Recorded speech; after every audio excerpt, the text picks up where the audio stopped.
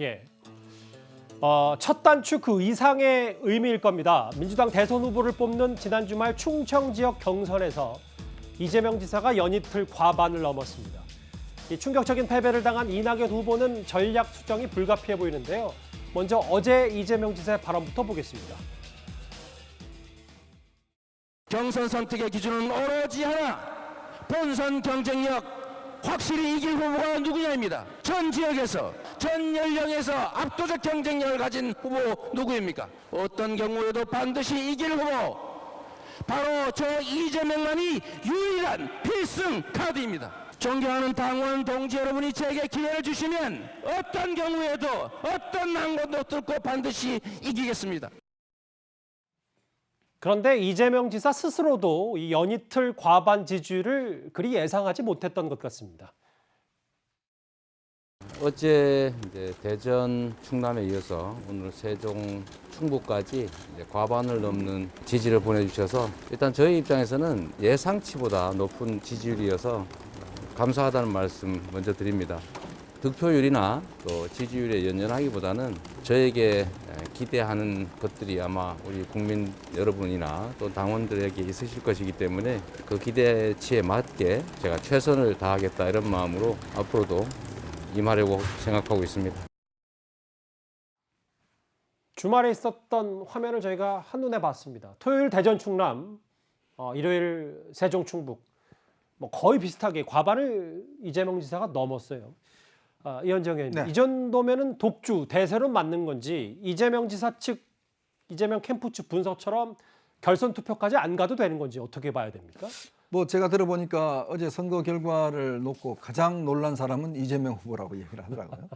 이렇게까지 많이 나올 줄은 아마 본인도 상상을 못했다고 합니다.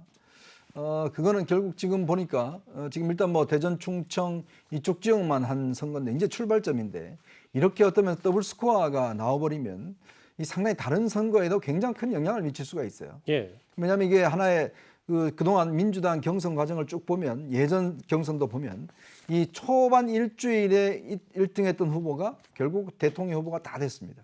이제 그런 결과를 보면 민주당에 있는 권리당원이나 대의원들이나 이분들이 굉장히 전략적 선택을 하고 있다, 저는 그런 생각이 듭니다.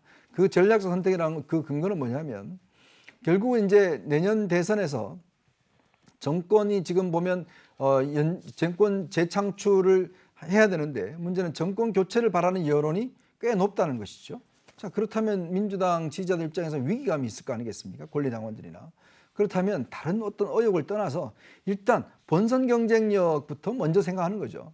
이제 그런 측면에서 본다면 돌파력이 강한 이재명 후보가 훨씬 유리할 것 같다라는 전략적 판단 속에서 결정을 해버리는 거거든요.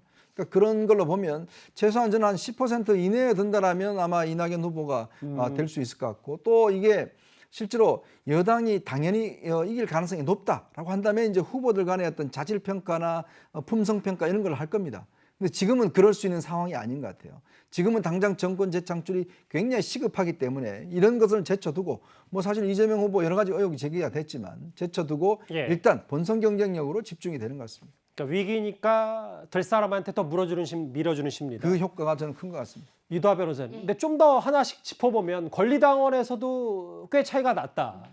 이 부분이 뭐 단순히 이길 후보한테 밀어준다는 것도 있지만 더 내막을 봤을 때는 이재명 지사가 친문까지 다 포섭을 했구나. 이런 해석도 가능한 겁니까? 네, 저는 이기는 후보한테 밀어준 게 강하지 않나 싶어요. 이제 그 포섭이란 표현을 쓰셨지만 예. 이 부분에 있어서는 이제 권리당원들은 사실 전략적 선택을 많이 하거든요. 근데 그래서 민심을 봤을 때 지금 여론조사 결과가 하루에도 한 달에 한 40개는 나오는 것 같아요. 그죠? 그런 결과를 보면서 학습 효과가 있으니까 여기에 관심을 기울이고 누가 본선 경쟁력이 있냐, 그럼 누구를 선택해야 되냐, 이런 생각을 한 것 같고요. 지금 대선 6개월 전인데 이렇게 2배 차이가 나죠. 지금 거의 더블 스코어 차이가 났을 때 이걸 뒤집기는 쉽지 않고요. 이낙연 전 대표가 이제 이 충청도 지역에 유세를 할 때 그런 표현을 썼어요. 충청 지역은 미국 대선 경선에 있어서 뉴햄프셔와 같다, 우리나라에. 그러니까 미국도 대선 후보 이제 경선을 할 때 뉴햄프셔가 제일 처음 하니까 거기서 바람몰이가 시작되거든요. 거기서 이긴 사람이 거의 항상 이제 바람몰이를 해서 유리한 결과를 얻었으니까 지금 이 충청 지역 지금 개표한 거는 전체 선거의 5%밖에 안 돼요. 네. 그렇지만 바람몰이가 시작되는 걸 보고 더블 스코어로 차이가 나니까 이 결과가 뒤집히긴 어렵지 않을까 싶습니다. 사실 주말 새 다른 후보들은 이재명 지사가 얼마나 위험한 인물인지를 철저히 부각시켰는데 당심을 얻는 데는 힘이 부족했던 것 같습니다. 저는 여러분의 손에 땀을 주게 하는 불안한 후보가 아닙니다. 저는 여러분이 걱정해야 하는 조마조마한 후보가 아닙니다. 저는 해명할 게 많은 후보가 아닙니다. 우리에게는 가장 안전한 후보입니다. 이대로라면 대선 승리는 쉽지 않습니다. 민주정부 상하기는커녕 문재인 대통령도 지키지 못합니다. 본선에서 이기려면 호감도가 좋아야 하는데 후보들 보고 세간에서 왕비호라는 비아냥까지 나오고 있습니다. 왕비호 표현까지 썼어요. 구장차장. 그런데 이 민주당 내 이 지지율 말고도 크게 봤을 때도 뭔가 이낙연 후보가 주춤하고 있는 거 아닌가. 물론 여기 다 오차범위 내이긴 합니다만 이런 분석도 있습니다. 네, 뭐 두 가지가 다 있는 것 같습니다. 이낙연 후보가 주춤하는 것도 있고요. 홍준표 후보의 지지율이 상승세를 타면서 윤석열 후보의 지지율도 지금 조금씩 주춤한 모습을 보이고 있거든요.